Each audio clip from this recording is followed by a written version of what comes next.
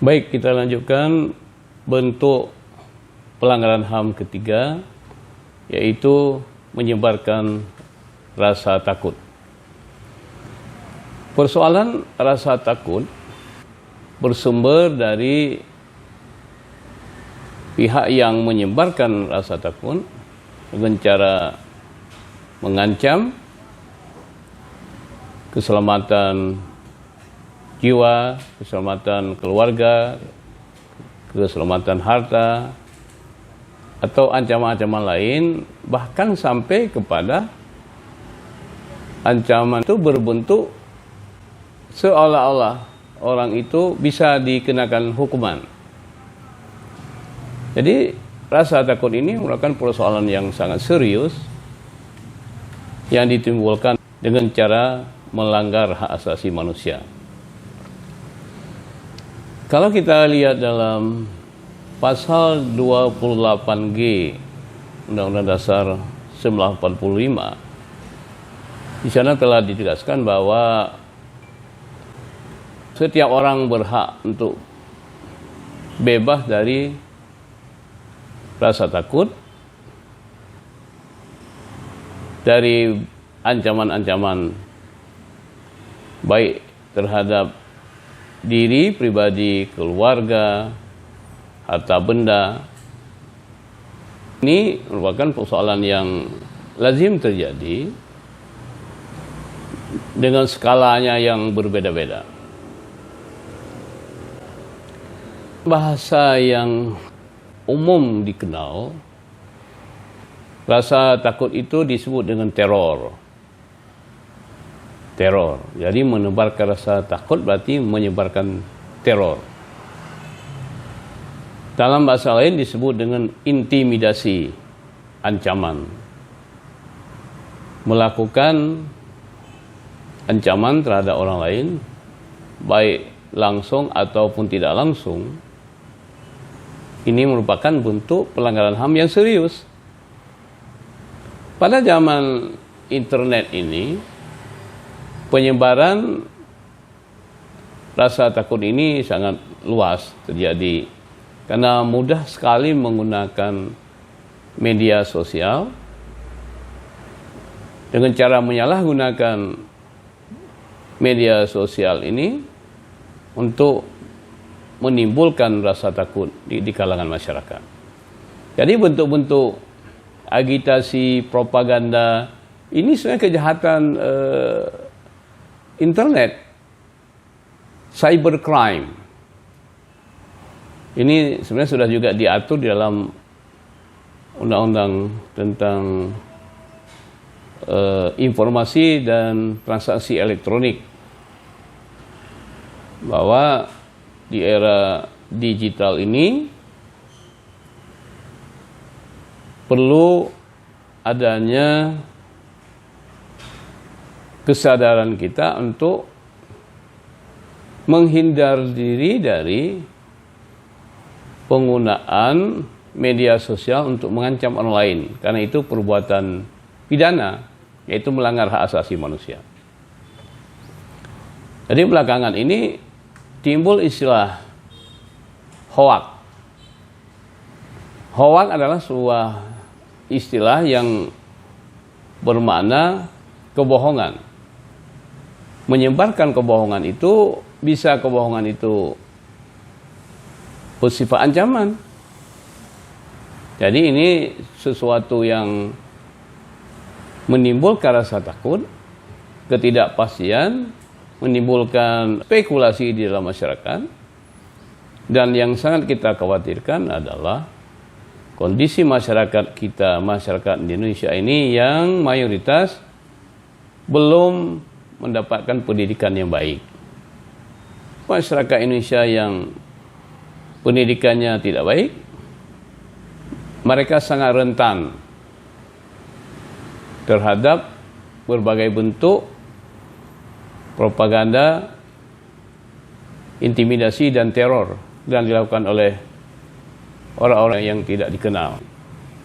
Dengan demikian maka negara yang punya kewajiban untuk melindungi rakyatnya dari segala bentuk ancaman dan teror yang mengakibatkan masyarakat merasa takut, tidak ada rasa aman lagi dalam hidupnya. Penyalahgunaan media sosial ini bukan persoalan baru. Masyarakat kita ini masyarakat yang paling banyak menggunakan media sosial ini. Ya barangkali karena masyarakat kita ini mayoritasnya nggak ada kerja, menganggur, jadi asik saja menyebarkan berita-berita yang bohong, menyebarkan hoak. Kewajiban pemerintah lah untuk melindungi rakyat dari rasa takut ini. Banyak ketentuan yang menetapkan kewajiban pemerintah untuk melindungi rakyatnya dari rasa takut. Hak asasi manusia ini harus dilaksanakan melalui hukum, dan hukum itu berfungsi sebagai instrumen hak asasi manusia. Instrumen untuk melindungi rakyat, instrumen untuk memberikan rasa aman, instrumen untuk memberikan kesejahteraan. Di sinilah penting adanya keseimbangan kekuasaan dalam negara antara eksekutif, legislatif, dan juga masyarakat sipil yang melaksanakan social control, sehingga setiap kebijakan publik benar-benar ditujukan untuk kebaikan publik. Saya kira perlu juga masyarakat sipil ikut serta menjalankan fungsinya sebagai social control. Salah satu pertanyaan yang diajukan baru-baru ini mengenai vaksin. Vaksin ini kalau kita lihat dalam ilmu kedokteran adalah suatu bahan yang disuntikkan ke dalam badan manusia. Nah, apakah boleh seseorang disuntik vaksin tanpa izin dari yang bersangkutan? Ini pertanyaan yang diajukan ke kami sebagai dosen hukum hak asasi manusia. Saya tunjukkan bahwa tidak boleh seseorang itu dipaksa disuntik vaksin itu. Karena Undang-Undang Praktik Kedokteran, Undang-Undang Nomor 29 Tahun 2004, yang pasal 45 itu sudah menegaskan bahwa setiap tindakan kedokteran, tindakan medis, medical treatment, itu harus melalui suatu proses diagnosis dan prognosis yang dilakukan secara teliti oleh dokter yang profesional. Setelah diagnosis dan prognosis dilakukan secara lengkap, harus terlebih dahulu, kalau memang ada indikasi adanya penyakit yang harus disembuhkan, harus terlebih dahulu dicarikan alternatifnya sebelum mengambil tindakan medis. Apakah ada alternatif lain selain apa yang lazim dilakukan terhadap seorang pasien? Jadi langkah-langkah diagnosis, prognosis, dan mencari alternatif lain yang lebih aman, yang tidak ada risikonya, ini sudah diatur dalam Undang-Undang 29 tahun 2004. Selanjutnya juga kalau mau diambil suatu tindakan medis, maka pasien harus memberikan persetujuannya, yang disebut dalam bahasa Inggris terkenal dengan istilah informed consent. Persetujuan pasien ini apabila tidak bisa diberikan karena dia dalam kondisi sakit parah, maka persetujuan ini diberikan oleh keluarganya. Itu sudah ditetapkan secara jelas dalam Undang-Undang 29 ini. Dalam Peraturan Menteri Kesehatan Nomor 290 tahun 2004 itu sudah juga membuat rincian tentang cara-cara bagaimana tindakan medis itu dilakukan terhadap seorang pasien. Karena ini menyangkut dengan hak asasi manusia.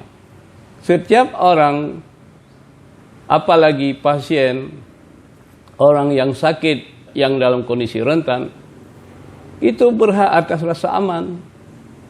Aman dari tindakan medis, aman dari sisi obat yang dikonsumsikan, aman dari segala hal yang menimbulkan risiko kesehatan yang buruk. Ini sudah dijamin oleh undang-undang.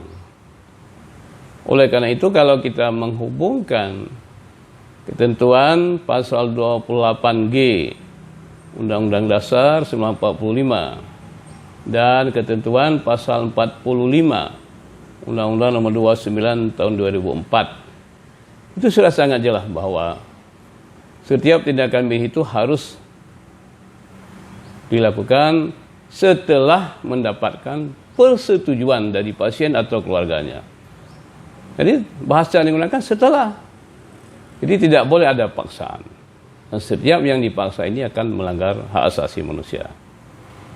Jadi para mahasiswa sekalian yang mengetahui hal ini harus juga memberitahu kepada masyarakat bahwa mereka punya hak.